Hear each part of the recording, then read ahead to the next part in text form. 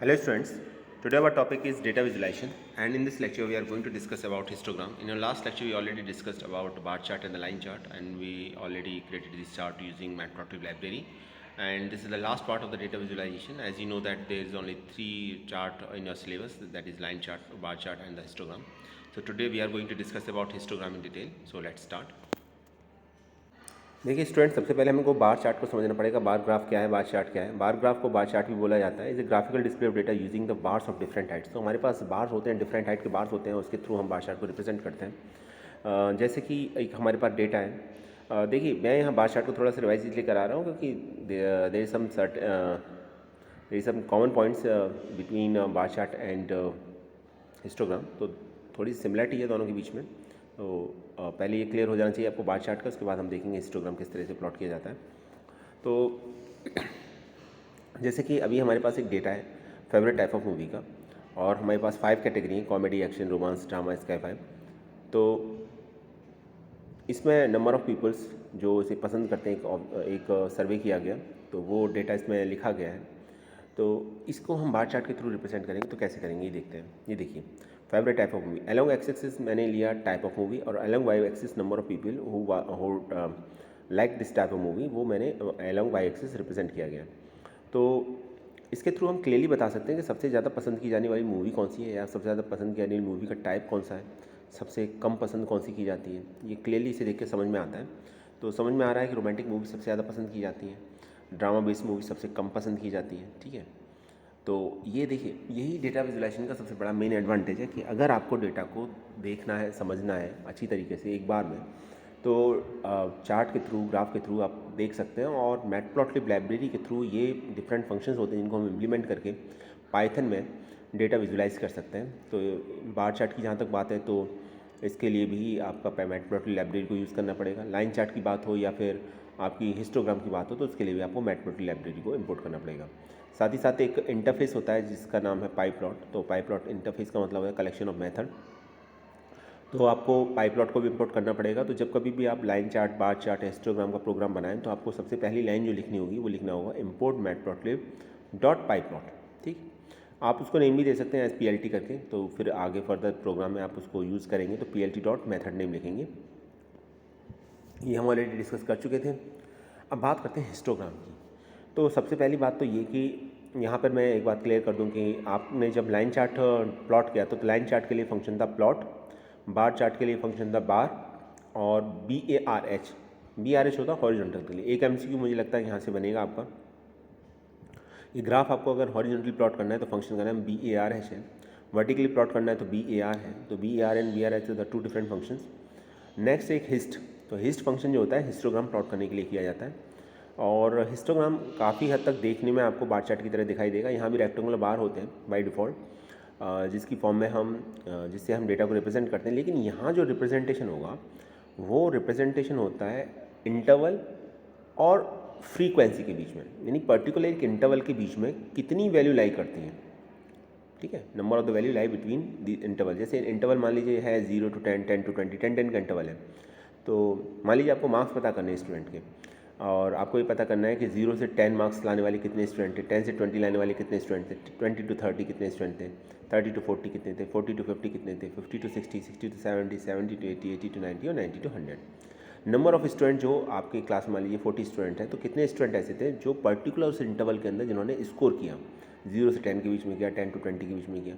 अगर कुछ ऐसी रेंज है जिसमें किसी स्टूडेंट ने स्कोर नहीं किया, तो उसमें बार की जो हाइट होगी वो 0 होगी, क्योंकि फ्रीक्वेंसी उसमें या नंबर ऑफ़ वैल्यू जो लाई कर रही है वो उसमें है ही नहीं, 0 है। तो ऑब्वियसली बात है बार ड्रॉ नहीं होगा। इट डजंट मीन कि हम उसके लिए हम बार रिप्रेजेंट नहीं कर रहे हैं। रिप्रेजेंट नहीं कर रहे हैं का मतलब यहाँ पर ये है कि उसमें कोई वैल्यू ही एग्जिस्ट नहीं करती, और ये कंटिन्यूस होता है। जैसे आपने देखा ना 0 to 10, 10 to 20, 20 to 30। और तो नंबर ऑफ़ वैल्यू जो होती हैं जिसे हम फ्रीक्वेंसी करते हैं, उसको हम जनरली वाई एक्सिस के अलॉन्ग रिप्रेजेंट करते हैं, और जो इंटरवल होता है उसे एक्स एक्सिस के अलॉन्ग रिप्रेजेंट करते हैं। ऐसा अगर आप इसको हॉरिजॉन्टली रिप्रेजेंट करना चाहें तो वो भी कर सकते हैं। जैसे हमने बार चार्ट को हॉरिजॉन्टली रिप्रेजेंट किया, उसके लिए एक अलग पैरामीटर वैल्यू होती है, जो आपको पैरामीटर होता है जिसको आपको डिफाइन करना पड़ता है, जो है आपका ओरिएंटेशन, वो हम आगे देखेंगे। लेकिन फिलहाल जो सबसे इंपॉर्टेंट बात है वो ये है कि हिस्टोग्राम को प्लॉट करने के लिए आपको जो फंक्शन यूज़ करना पड़ता है, उस फंक्शन का नेम है HIST, हिस्ट। तो hist is a function by which you can easily plot and histogram. तो क्या करना पड़ेगा आपको, लिखना पड़ेगा matplotlib dot pyplot dot hist, ठीक। इसके बाद आप हिस्टोग्राम प्लॉट कर लोगे। अब इसके अंदर आपको वैल्यू देनी होगी। तो वैल्यू है आपकी एक्स, वैल्यू का मतलब है यहाँ पर कि वाई एक्सिस के अलोंग जो भी आपकी वैल्यूज़ हैं, जो आप चाहते हैं कि इस इंटरवल के अंदर इंटरवल के अलोंग वो आपके रिप्रेजेंट हो, तो आप वैल्यू दोगे। जैसे अभी जो मैंने एग्जांपल दिया मार्क्स का, तो उस केस में जो मार्क्स हैं आपके, वो मान लीजिए एक्स एक लिस्ट में स्टोर्ड है, तो आप यहाँ पर उस एक्स को पास करोगे एज ए पैरामीटर वैल्यू। इसके बाद बिन्स का मतलब है नंबर ऑफ बिन्स जो आप चाहते हैं कि जो रिप्रेजेंट हो, या इंटरवल जितने आप चाहते हैं वो आप दोगे, ठीक है। इसके बाद cumulative is equal to false.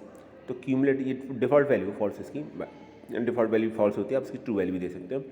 Cumulative का मतलब होता है कि आप प्रीवियस वैल्यू के अंदर सम करना चाह रहे हो कि नहीं करना चाह रहे। अगर आप सम कर रहे हो तो ठीक है, और अगर सम करने का मतलब है प्रीवियस वैल्यू ऐड होती जाएंगी इसके अंदर, और आप इंडिपेंडेंटली दिखाना चाहते हो तो क्यूमुलेटिव इक्वल टू फॉल्स ही रहने दीजिएगा, उसको लिखने की भी जरूरत नहीं, क्योंकि तो डिफ़ॉल्ट वैल्यू होती है।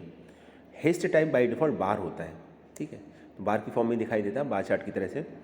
अलाइन बाय डिफ़ॉल्ट मिड होता है। ओरिएंटेशन बाय डिफ़ॉल्ट वर्टिकल होता है। अब यहाँ पर ये जो पैरामीटर है ना ओरिएंटेशन, इसकी वैल्यू वर्टिकल है। अगर ओरिएंटेशन की वैल्यू अगर हम हॉरिजॉन्टल कर दें तो ग्राफ हॉरिजॉन्टली प्लॉट होगा। देखिए यहाँ मैं एक बात आपको क्लियर कर दूँ कि बार चार्ट की अगर हम बात करें, हिस्टोग्राम से कंपैरिजन करें, तो दोनों में ही बार होते हैं, रेक्टेंगुलर बॉक्सेस होते हैं, जिसके थ्रू हम इन्फॉर्मेशन को रिप्रेजेंट करते हैं, वैल्यूज़ को रिप्रेजेंट करते हैं। लेकिन आपकी अगर बात करें हिस्टोग्राम की, तो हिस्टोग्राम में जो बार होते हैं वो फ्रीक्वेंसी को, यानी number of value lies with in the particular interval, वो रिप्रेजेंट किया जाता है। जबकि बार चार्ट में ऐसा नहीं होता है। बार चार्ट में वैल्यू का रिप्रेजेंटेशन होता है, फ्रीक्वेंसी का नहीं होता है, ठीक है। बार चार्ट में जैसे आपने देखा अलोंग एक्स एक्सिस आपके टाइप ऑफ मूवी दे रखा था, लेकिन जब हम हिस्टोग्राम की बात करेंगे तो हिस्टोग्राम में एक्स एक्सिस के अलोंग आपको क्या रिप्रेजेंट करना है, एक्स एक्सिस के अलोंग आपको रिप्रेजेंट करना है इंटरवल, ठीक है। और इंटरवल किससे डिसाइड होगा, बिन्स जो पैरामीटर है इससे, इसकी जो भी वैल्यू दोगे उतने इंटरवल क्रिएट हो जाएंगे। तो एक और पैरामीटर की बात चल रही थी, वो था ओरिएंटेशन। देखिए बार चार्ट में अगर आपको हॉरिजॉन्टली रिप्रेजेंट करना है तो फंक्शन चेंज हो जाता है, फंक्शन का नेम होता है BARH, ठीक। जबकि अगर हम बात करें orientation is equal to vertical अगर हम दें तो वर्टिकली ग्राफ प्लॉट होगा, तो ये ध्यान रखिएगा। तो वर्टिकली ग्राफ प्लॉट हो जाएगा वहाँ पर। Orientation is equal to vertical दे देंगे तो आपका वर्टिकल ग्राफ प्लॉट होगा। Orientation is equal to horizontal दे देंगे तो हॉरिजॉन्टल प्लॉट होगा। Orientation is equal to vertical आपकी डिफ़ॉल्ट वैल्यू होती है। तो जैसे बार चार्ट में होता है ना, BARH फंक्शन ही अलग है, यहाँ फंक्शन अलग नहीं होता। यहाँ पैरामीटर एक है ओरिएंटेशन, इसकी वैल्यू वर्टिकल या हॉरिजॉन्टल आप दे सकते हैं। वर्टिकल देंगे तो वर्टिकल होगा जो बाय डिफ़ॉल्ट होता है, और हॉरिजॉन्टल देंगे तो हॉरिजॉन्टली प्लॉट होगा। तो ये ध्यान रखिएगा। और जो फंक्शन है वो तो ध्यान रखिएगा, हिस्ट फंक्शन है जिसके थ्रू हम हिस्टोग्राम प्लॉट करते हैं। तो लिखा भी हुआ है यहाँ पर clearly, histogram is a type of bar plot that shows the frequency of the number of value compare to a set of value ranges, ठीक है। तो यहाँ पर हम फ्रीक्वेंसी रिप्रेजेंट करते हैं रेंजेस के बीच में, मतलब इंटरवल के बीच में। तो एक पर्टिकुलर इंटरवल में कितनी वैल्यू आ रही हैं ये रिप्रेजेंट किया जाता है, इसको फ्रीक्वेंसी बोला जाता है बार के थ्रू। बाय डिफ़ॉल्ट बार के थ्रू रिप्रेजेंट किया जाता है। और भी मेथड, और भी तरीके हैं, बार की वैल्यू आप हिस्ट टाइप की वैल्यू चेंज कर देंगे तो वो भी चेंज कर सकते हैं, अलग बात है। लेकिन बाय डिफ़ॉल्ट बार होती है इसकी वैल्यू, हिस्ट टाइप की वैल्यू बाय डिफ़ॉल्ट बार होती है। तो histogram plot can be created with in the Python and the plotting making matplotlib. तो आपको इसको करने के लिए, प्लॉट करने के लिए मैटप्लॉटलिब लाइब्रेरी की ज़रूरत पड़ेगी, तभी आप इसे प्लॉट कर सकते हैं। ये देखिए, ये एक हिस्टोग्राम का एग्जाम्पल है। अब आप इसमें ज़रा ये देखिए, इंटरवल देखिए, 40 to 50, 50 to 60, 60 to 70, 70 to 80, 80 to 90, 90 to 100, 100 to 110, 110 to 120, 120 to 130, 130 to 140। तो ये तो इंटरवल हो गया।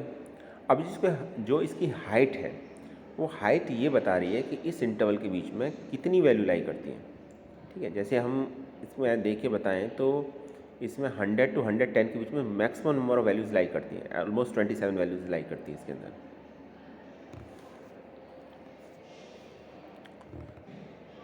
अच्छा, अब ये इसके आर्गूमेंट हैं या पैरामीटर वैल्यूज़ हैं, पैरामीटर्स हैं जो आपको देने पड़ेंगे। पहला बिन्स का मतलब है कि आप कितने इंटरवल क्रिएट करना चाहते हैं, okay. Hist type by default होता है बार, बाकी जो वैल्यू दे सकते हैं वो आप स्टैप या स्टेप फिल्ड दे सकते हैं। कलर आप उसी तरीके से रिप्रेजेंट करेंगे जैसे कि आप लाइन चार्ट और बार चार्ट में रिप्रेजेंट करते आ रहे थे। एज कलर एट्रीब्यूट भी सेम ही है, तो इसमें एज कलर का आप मेंशन करेंगे कि यहाँ पर बाय डिफ़ॉल्ट आपका जो होता है, जो आपका के रिप्रेजेंट कर रहे हैं, ब्लैक कलर को रिप्रेजेंट कर रहा है। अल्फ़ा ओपेसिटी या ट्रांसपेरेंसी को रिप्रेजेंट करता है आपका। जैसे अल्फ़ा की वैल्यू 0.5 ली तो हाफ ट्रांसपेरेंट माना जाएगा। वैल्यू 0 और 1 के बीच में होनी चाहिए, तो बार ओपेसिटी को रिप्रेजेंट करता है अल्फ़ा। तो ये डिफरेंट पैरामीटर्स हैं, बिन्स है, हिस्ट टाइप है, कलर है, एज कलर है, अल्फ़ा है। एक एग्जाम्पल के थ्रू समझते हैं इसको। उससे पहले एक बात और क्लियर कर दूँ, जैसे लिखा हुआ बिन्स इन 15, बिन्स की वैल्यू 15 दे रखी है, तो 15 का आपका इंटरवल क्रिएट होगा, ठीक है। 5 दे देंगे, 5 का इंटरवल क्रिएट होगा, तो 0 से 15, 15 to 30, 30 to 45, 45 to 60। Colour B दे देंगे तो बी का मतलब हो जाएगा ब्लू, के का मतलब हो जाएगा ब्लैक, और 0.5 का मतलब हो जाएगा हाफ ट्रांसपेरेंट। बाकी X level, Y level, title, ये हम ऐसे ही यूज़ करेंगे जैसे हम यूज़ करते आए थे। एक्स एक्सिस का नेम देने के लिए एक्स लेवल फंक्शन या मेथड, वाई लेवल का नेम मेंशन करने के लिए वाई लेवल, और टाइटल मेंशन करने के लिए टाइटल। तो इसको ऐसे ही यूज़ करेंगे जैसा अभी हमने लाइन चार्ट में किया था, जैसा हमने बार चार्ट में प्लॉट किया था, तो वहाँ आपको डिफरेंस देखने को नहीं मिलेगा, वो सेम ही है। अभी देखिए यहाँ समझिएगा, एक मिनट,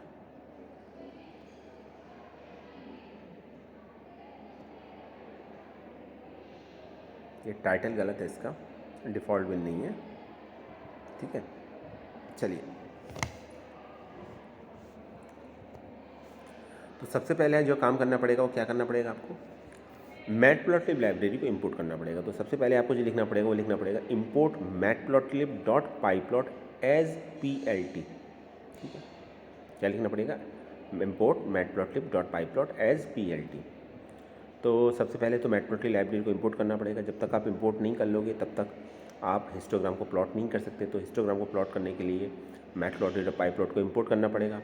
मैटप्लॉटलिब लाइब्रेरी है, और यहाँ पर मैं बता दूँ पाईप्लॉट उसका एक इंटरफेस है। इंटरफेस का मतलब होता है कलेक्शन ऑफ मेथड। इसको आपने इंपोर्ट कर लिया, उसके बाद आपके पास डेटा होना चाहिए, जिस डेटा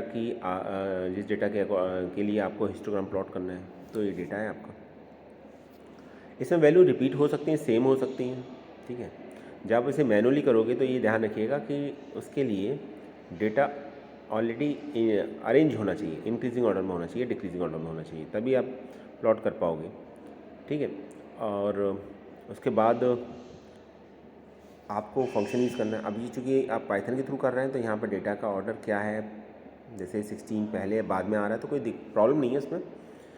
लेकिन जब मैनुअली करना पड़ेगा आपको, ग्राफ प्लॉट करोगे तो देखिए आपको फ्रीक्वेंसी कैसे निकाली जाएगी कि पर्टिकुलर इंटरवल में कितनी वैल्यूज़ लाई कर रही हैं। तो आपको वैल्यू से अरेंज कर लीजिएगा, तब आप ग्राफ को प्लॉट कीजिएगा। लेकिन इसमें ऐसे ही कोई ज़रूरत नहीं है, डेटा है आपके पास, ठीक है, उसमें मल्टीपल वैल्यूज़ हैं और आगे पीछे हैं तो कोई दिक्कत नहीं, क्योंकि यहाँ तो सॉफ्टवेयर के थ्रू हम मैटप्लॉटलिब के थ्रू, लाइब्रेरी के थ्रू इंपोर्ट इसमें हिस्टोग्राम प्लॉट करने जा रहे हैं। तो फंक्शन लिखेंगे PLT.hist और डेटा लिखेंगे। सबसे पहले डेटा का मतलब एक्स जो आपका सिंटेक्स में जिसको हम एक्स के थ्रू रिप्रेजेंट कर रहे थे वो, तो ये हो जाएगा। और फिर यहाँ लिखेंगे 8 का मतलब टोटल नंबर ऑफ़ इंटरवल्स बनेंगे 8, तो टोटल नंबर ऑफ़ इंटरवल्स हो जाएंगे 8, ठीक है। तो ये यहाँ पर बिन्स की वैल्यू दे रखी है, और फिर लास्ट में आपको PLT डॉट शो करना पड़ेगा। अब इसमें ध्यान दीजिएगा आपने कि इसमें या तो मैंने कलर मेंशन किया है ना, कुछ एज कलर मेंशन किया है, तो वो मेंशन नहीं किया ना, बार टाइप मेंशन किया है इसके अंदर, हिस्ट्री टाइप मेंशन किया है इसके अंदर। तो अगर मेंशन नहीं करते तो उनकी जो डिफ़ॉल्ट वैल्यूज़ होती हैं वो अपना रोल प्ले करती हैं। कलर का डिफ़ॉल्ट आपका ब्लैक होता है, तो उसी तरीके से प्लॉट होगा। तो जब हम इस ग्राफ को प्लॉट करेंगे तो आउटपुट आपको कुछ इस तरीके से दिखाई देगा। अब देखिए बिन्स की वैल्यू टोटल आपने 8 ली थी, तो इसके अंदर टोटल 8 इंटरवल बनेंगे। ये हो जाएगा 1, ये 2, 3, 4, 5, 6, 7 और ये 8 इंटरवल बना है 15 to 20, ठीक है। 8 इंटरवल बन गए इसमें 5 के इंटरवल के साथ। 8 ब्लॉक्स बन गए, या 8 बिन्स की वैल्यू 8 देने का मतलब ये है कि 8 बार इसके अंदर क्रिएट होंगे। इंटरवल वैल्यू के अकॉर्डिंग होगा, कितनी वैल्यू है, रेंज 50 to 60 है, तो उसी के अकॉर्डिंग इसका ये रेंज डिसाइड होगा। और 15 to 20 कितनी वैल्यू लाई कर रही हैं, ये बार की हाइट बताइए। और कलर ब्लू इसलिए क्योंकि डिफ़ॉल्ट कलर ब्लू होता है, अगर हम कोई कलर मेंशन नहीं करते तो डिफ़ॉल्ट कलर ब्लू होता है, तो इसमें भी डिफ़ॉल्ट कलर ब्लू है जैसा आप देख पा रहे हैं। ठीक, अब इसके साथ हम एक और पैरामीटर का यूज़ करते हैं, और हमने लिखा orientation is equal to horizontal. तो ओरिएंटेशन की डिफ़ॉल्ट वैल्यू वर्टिकल होती है, तो वर्टिकल का मतलब है अगर आप कुछ भी नहीं दे रहे हैं तो वर्टिकली ग्राफ प्लॉट होगा, लेकिन अगर आपने हॉरिजॉन्टल दे दिया तो ग्राफ हॉरिजॉन्टली प्लॉट होगा, जैसे इसके अंदर आपने दिया है import matplotlib.pyplot as plt, data 15, 17, 18, 16, 20 ये वैल्यू दे रखी है आपने, लिखा plt.hist, data bins is equal to 8,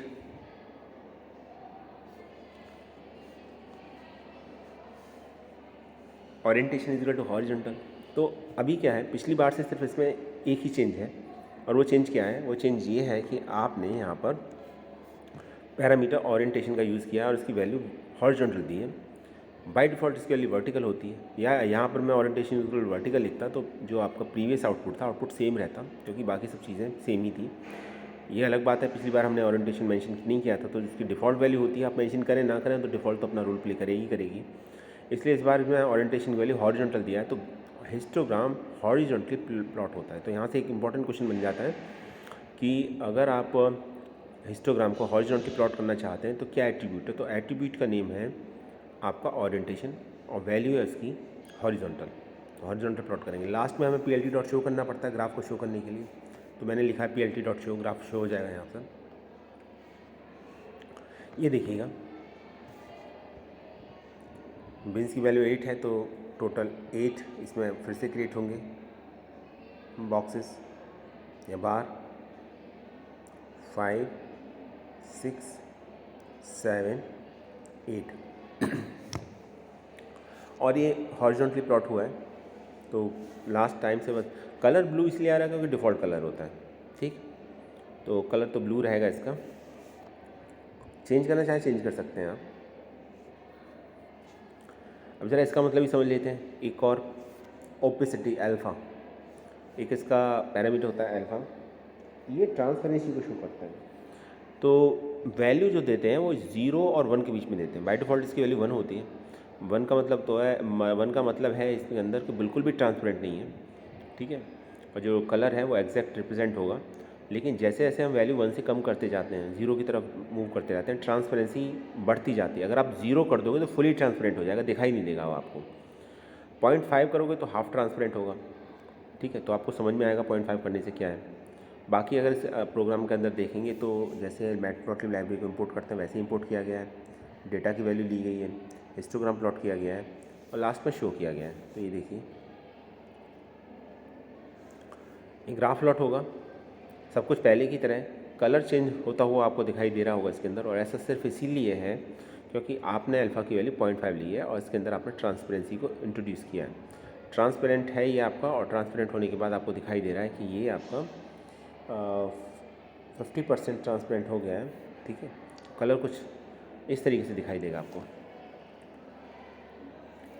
अब एक प्रोग्राम और है, अब कलर की बात करते हैं, एक और पैरामीटर की वैल्यू, चलिए कलर भी चेंज करके देख लेते हैं।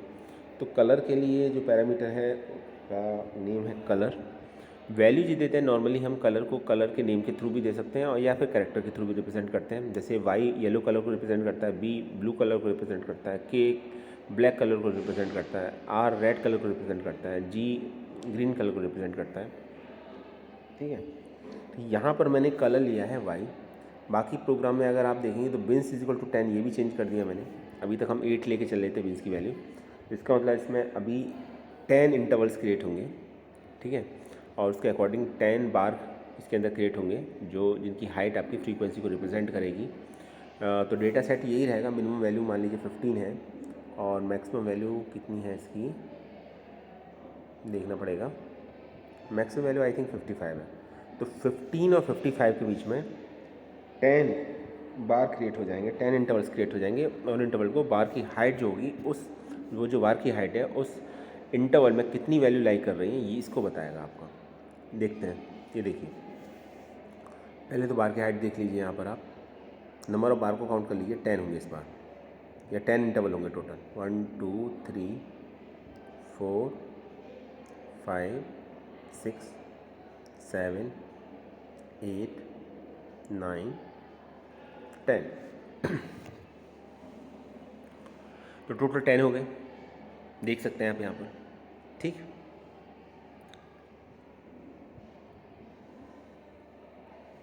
और कलर क्या है इसका? कलर है ब्लू। कलर बाय डिफ़ॉल्ट होता ब्लू, जो इसको रिप्लेस कर दिया है येलो ने, क्योंकि हमने वाई लिया है यहाँ पर। याद रखिएगा, कलर बाय डिफ़ॉल्ट ब्लू होता है, अगर आप चेंज कर देंगे तो कलर रिफ्लेक्ट होगा, चेंज नहीं करेंगे तो डिफ़ॉल्ट कलर ब्लू होगा। इस समय मैंने कलर की वैल्यू देखी आप, ये देखिए वाई लिया तो ये येलो कलर का दिखाई दे रहा है। एज कलर कैसा दिखाई दे रहा है? ब्लैक। तो एज कलर को मेंशन नहीं किया है तो by default as colour black होता है, ये भी याद रख लीजिएगा। डिफ़ॉल्ट वैल्यू सब पैरामीटर्स की पता होनी चाहिए आपको। ओरिएंटेशन की डिफ़ॉल्ट वैल्यू क्या होती है आपकी? वर्टिकल। ठीक है, और अल्फ़ा की डिफ़ॉल्ट वैल्यू क्या होती है? 1। ठीक, और इसी तरीके कलर की डिफ़ॉल्ट वैल्यू क्या होती है? ब्लू। तो ये याद रखिएगा आप। अब देखिए एज कलर भी लेके देखते हैं। तो इस बार मैंने एज कलर की डिफ़ॉल्ट वैल्यू ब्लैक होती है, तो इस बार एज कलर ग्रीन ले लिया, क्लियरली आपको दिखाई देगा। ठीक है, तो लिखा data bins is equal to 10 colour Y as colour green. तो देखते हैं, ये देखिए ग्रीन कलर का दिखाई दे रहा है। मैं थोड़ा सा इसको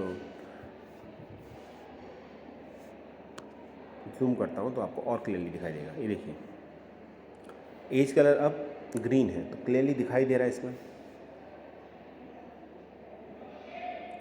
आगे चलते हैं। बिन्स की वैल्यू अगर 15 ले लें तो क्या होगा बताइए आपको? टोटल 15 इंटरवल बनेंगे, ये देखिए।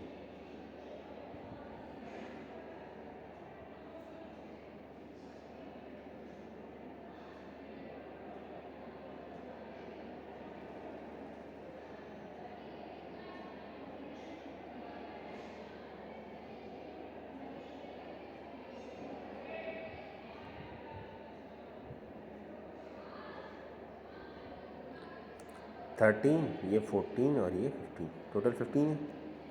कलर ब्लू क्यों आया है? क्योंकि कलर ब्लू आपने बाय डिफ़ॉल्ट कलर ब्लू होता है। चलिए अब एक और काम करते हैं। अभी हमने क्या, cumulative is equal to true, इसकी वैल्यू देखिए।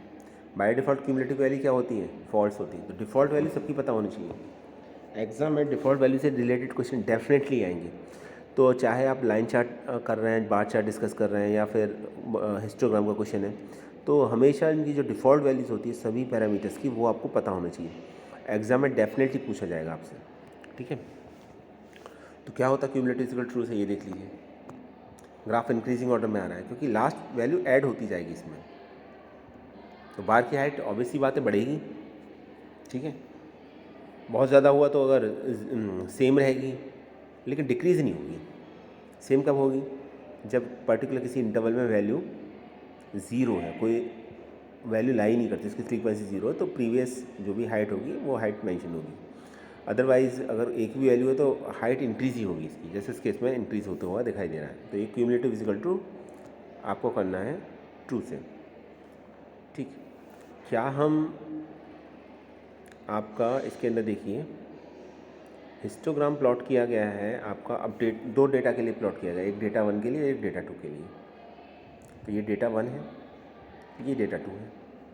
तो इसमें क्या काम किया गया है, हमने हिस्ट को प्लॉट किया गया एक सिंगल डेटा के लिए नहीं, 2 डेटा के लिए। अभी तक हम एक्स को रिप्रेजेंट कर रहे थे, ठीक है, एक लिस्ट की फॉर्म में, लेकिन यहाँ पर आप लिस्ट है 2, एक को डेटा 1 से रिप्रेजेंट किया, एक को डेटा 2 से रिप्रेजेंट किया है। तो क्या होगा ये देखिए, 2 ग्राफ प्लॉट हो जाएंगे, एक डेटा 1 के लिए, एक डेटा 2 के लिए, 2 हिस्टोग्राम प्लॉट हो जाएंगे। तो ऐसा नहीं है कि सिर्फ आप एक ही बार में एक ही कर सकते हैं, आप एक बार में एक से ज़्यादा हिस्टोग्राम प्लॉट करना चाहते हैं तो दोनों की डेटा वैल्यू को पास कर दीजिए। बाकी तो डिफ़ॉल्ट जो वैल्यू है वो अपना रोल प्ले करेगी, क्योंकि आपने और कोई पैरामीटर पास नहीं किया, तो इसमें दिखाई भी दे रहा है आपको। ठीक है, हिस्ट टाइप की डिफ़ॉल्ट वैल्यू बार होती है। अगर हम बार स्टैक करेंगे तो क्या होगा ये देख लीजिए, ये बार स्टैक्ड है। ठीक है, इसको बार स्टैक बोला जाता है। और अगर हम बार स्टैक के साथ क्यूमुलेटिव इक्वल टू ट्रू भी करेंगे तो क्या होगा, तो फिर ग्राफ कुछ इस तरीके से दिखाई देगा। इंक्रीजिंग ऑर्डर में। तो ये था स्टूडेंट आज का हमारा वीडियो। आई होप समझ में आ चुका होगा। डिफ़ॉल्ट वैल्यू याद कर लीजिएगा। ये लास्ट वीडियो था हमारा रिवीजन के लिए, ठीक है। 10th को आपका टेस्ट है, क्लास टेस्ट है, रिवीजन टेस्ट है। तो सोसाइटल इम्पैक्ट और